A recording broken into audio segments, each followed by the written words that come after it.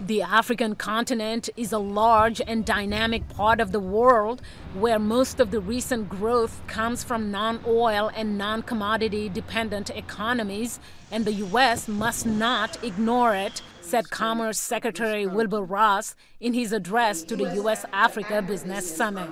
This year, 6 African nations will be among the top 10 fastest growing countries in the world.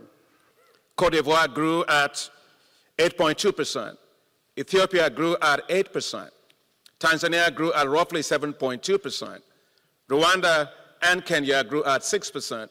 Senegal grew at 6.7%. But as a former global investor, Ross says it's important to make sure that U.S. companies are in the best position possible to do business in Africa. Access to markets, recognition of truly international standards, due process in procurement, protection of intellectual property.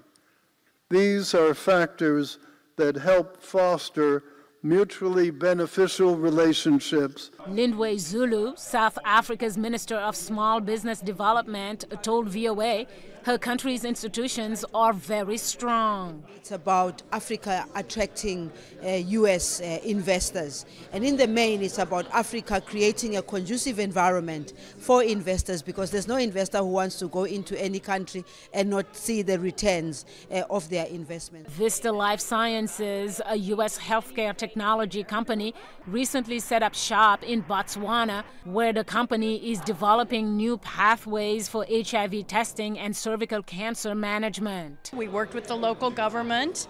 They were fantastic.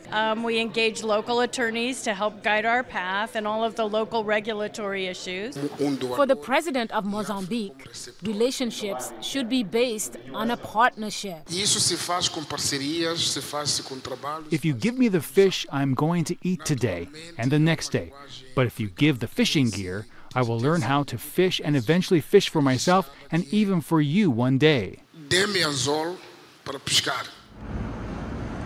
It's that kind of self-sufficiency that African nations are seeking. We don't want to encourage asking for aid and then going for loans and all that.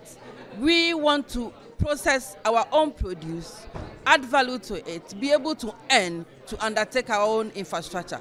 Mariama Diallo, VOA News, Washington. We are a leading cocoa economy.